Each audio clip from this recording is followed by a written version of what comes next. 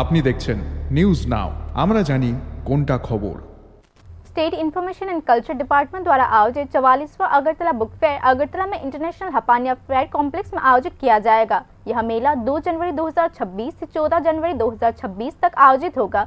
संबंधित डिपार्टमेंट के अधिकारियों ने राज्य और राज्य के बाहर के इच्छुक बुक पब्लिशिंग हाउसेस और बुक सेलर से अपनी एप्लीकेशन जमा कराने का अनुरोध किया है।